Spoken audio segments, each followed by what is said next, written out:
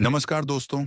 आज हम बात करने जा रहे हैं एक ऐसी परंपरा की जिसे हम हर साल मनाते हैं, लेकिन उसके पीछे छिपे सबसे बड़े सच को शायद ही समझते हैं। जी हाँ, आज का विषय है होलिका दहन का सबसे बड़ा सच। हर साल फाल्गुन मास की पूर्णिमा को देश भर में आग जलाई जाती है। लोग लकड़ियां इकट्ठा करते हैं, अग्नि प्रज्वलित करते हैं, परिक्रमा करते हैं और फिर अगले दिन रंगों की होली खेलते हैं। लेकिन क्या आपने कभी सोचा है, यह आग आखिर किसकी याद में जलाई जाती है और असल में जला कौन था? इस कहानी की जड़ें हमें ले जाती हैं पौराणिक काल में, जहां एक असुर राजा था, हिरण्यकशिपु। कहा जाता है कि हिरण्यकशिपु ने कठोर तपस्या करके ब्रह्मा जी से वरदान पाया था कि उसे कोई मनुष्य या पशु न मार सके, न दिन में न रात में, न अंदर न बाहर, न अस्त्र से न शस्त्र से। इस वरदान ने उसे अहंकारी बना दिया। उसने स्वयं को भगवान घोषित कर दिया और पूरे राज्य में आदेश दिया कि उसकी ही पूजा की जाए। लेकिन विडंबना देखिए, उसी के घर में जन्मा उसका पुत्र था, प्रहलाद, जो भगवान विष्णु का अनन्य भक्त था। प्रहलाद हर समय नारायण नारायण का जाप करता। पिता ने समझाया, डराया, धमकाया, लेकिन प्रहलाद अपने विश्वास से नहीं डिगा। तब हिरण्यकशिपु ने उसे मारने की कई कोशिशें की। कभी पहाड़ से गिरवाया गया, कभी हाथियों से कुचलवाया गया, कभी विष दिया गया, पर हर बार भगवान विष्णु की कृपा से वह बच गया। आखिरकार हिरण्यकशिपु ने अपनी बहन होलिका को बुलाया। होलिका को वरदान था कि वह अग्नि में नहीं जलेगी। योजना बनी कि वह प्रहलाद को गोद में लेकर अग्नि में बैठेगी, जिससे प्रहलाद जल जाएगा और वह सुरक्षित निकल आएगी। लेकिन यहां से कहानी में मोड़ आता है। होलिका प्रहलाद को गोद में लेकर अग्नि में बैठी। चारों ओर लपटें उठी। लोग सोच रहे थे कि अब प्रहलाद का अंत निश्चित है, लेकिन हुआ बिल्कुल उल्टा। होलिका जलकर भस्म हो गई और प्रहलाद सुरक्षित बाहर निकल आया। क्यों? क्योंकि वरदान का उपयोग अधर्म के लिए किया गया था, क्योंकि शक्ति का उपयोग छल के लिए हुआ था, और क्योंकि सच्ची भक्ति के सामने अहंकार टिक नहीं पाया। यही कारण है कि हर साल होलिका दहन में हम बुराई के अंत और अच्छाई की विजय का प्रतीक मानकर आग जलाते हैं। लेकिन क्या बस यही सच है? बहुत कम लोग जानते हैं कि इस कथा का एक और गहरा अर्थ भी है। कुछ विद्वान मानते हैं कि होलिका केवल एक पात्र नहीं, बल्कि प्रतीक है, अहंकार का, नफरत का और उस मानसिकता का जो धर्म के नाम पर दूसरों को दबाना चाहती है। और प्रहलाद प्रतीक है, आस्था का, साहस का और सत्य के लिए खड़े रहने की शक्ति का। जब हम होलिका दहन करते हैं, तो असल में हमें अपने अंदर की होलिका को जलाना चाहिए। वो जलन, वो घृणा, वो बदले की भावना जो हमें अंदर से जला रही होती है। अब जरा सोचिए, आज के समय में होलिका दहन क्या बन गया है? कहीं यह सिर्फ एक परंपरा तो नहीं रह गई? क्या हम सच में अपने अंदर की बुराई को जलाते हैं या सिर्फ लकड़ियां? इतिहासकार यह भी बताते हैं कि होलिका दहन का संबंध केवल धार्मिक कथा से नहीं, बल्कि कृषि परंपराओं से भी है। फाल्गुन के समय रब्बी की फसल पककर तैयार होती है। खेतों में नई फसल आती है। पुरानी सूखी चीजों को जलाकर नई शुरुआत का प्रतीक मनाया जाता था।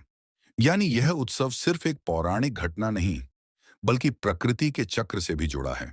और फिर आता है वह क्षण जब हिरण्यकशिपु स्वयं प्रहलाद से पूछता है, तुम्हारा भगवान कहाँ है? प्रहलाद कहता है, हर जगह। क्रोधित होकर वह एक स्तंभ पर प्रहार करता है, और उसी स्तंभ से प्रकट होते हैं भगवान विष्णु का उग्र अवतार, नरसिंह। न आधा मनुष्य, न पूरा पशु, न दिन न रात, संध्या का समय, न अंदर न बाहर, दहलीज पर, न अस्त्र न शस्त्र, नाखूनों से। और इस तरह हिरण्यकशिपु का अंत होता है। यह कथा हमें सिखाती है कि चाहे अहंकार कितना भी बड़ा क्यों न हो, सत्य और विश्वास अंततः विजयी होते हैं। लेकिन दोस्तों, क्या आज भी हम उस संदेश को जी रहे हैं, या यह सिर्फ कहानी बनकर रह गई है? पार्ट 2 में हम बात करेंगे होलिका दहन से जुड़े वैज्ञानिक और सामाजिक पहलुओं की। क्या सच में होलिका बुरी थी? और वह सच जो शायद आपको कभी नहीं बताया गया। वीडियो को लाइक करें, शेयर करें और जुड़े रहिए, क्योंकि अगला भाग आपके सोचने का नजरिया बदल सकता है।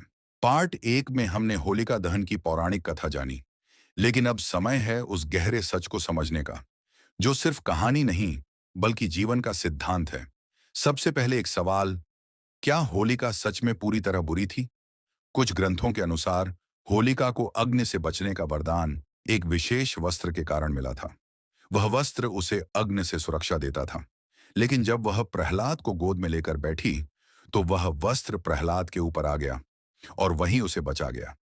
यह कहानी एक प्रतीक हो सकती है कि ईश्वर की कृपा किसी विशेष व्यक्ति की जागीर नहीं है। जिसका हृदय शुद्ध है, वही सुरक्षित रहता है। अब आइए बात करें वैज्ञानिक दृष्टिकोण की। पुराने समय में जब मौसम बदलता था, सर्दी से गर्मी की ओर, तो वातावरण में बैक्टीरिया और संक्रमण बढ़ते थे। होलिका दहन में बड़े पैमाने पर अग्नि जलाने से आसपास का वातावरण शुद्ध होता था। धुआं कई प्रकार के कीटाणुओं को नष्ट करता था। गांवों में लोग गेहूं और जौ की बालियां आग में भूनकर खाते थे। यह नई फसल के आगमन का संकेत था। इसे नव अन्न का स्वागत भी माना जाता था। अब सोचिए, एक ही उत्सव में धर्म भी है, विज्ञान भी है और कृषि परंपरा भी। लेकिन आज के समय में क्या हो रहा है? कहीं कहीं पर पेड़ों की अंधाधुंध कटाई की जाती है। प्लास्टिक और कचरा तक जला दिया जाता है। क्या यह वही संदेश है जो प्रहलाद की कथा हमें देती है? बुराई को जलाना था, लेकिन हम पर्यावरण को जला रहे हैं। होलिका दहन का असली अर्थ है अहंकार का अंत, अत्याचार का अंत और सत्य की जीत। जब हम अग्नि की परिक्रमा करते हैं, तो हमें मन ही मन संकल्प लेना चाहिए कि इस साल हम अपने अंदर की एक बुराई जरूर जलाएंगे। गुस्सा, ईर्ष्या, घृणा या कोई गलत आदत। यही सच्चा होलिका दहन होगा। कुछ क्षेत्रों में होलिका दहन को सामाजिक मेल मिलाप का अवसर भी माना जाता है। लोग पुराने विवाद भूलकर गले मिलते हैं। यह आग सिर्फ लकड़ी नहीं जलाती, ये रिश्तों की दूरी भी मिटाती है। अब जरा एक और गहरा प्रश्न, अगर प्रहलाद अपने पिता के डर से चुप हो जाता, तो क्या होता? कभी कभी जीवन में हमें भी प्रहलाद बनना पड़ता है। सत्य के लिए अकेले खड़ा होना पड़ता है, भले सामने पूरी दुनिया क्यों ना हो। और यही इस कथा का सबसे बड़ा संदेश है। सत्य के लिए खड़े रहो, चाहे परिस्थिति कैसी भी हो।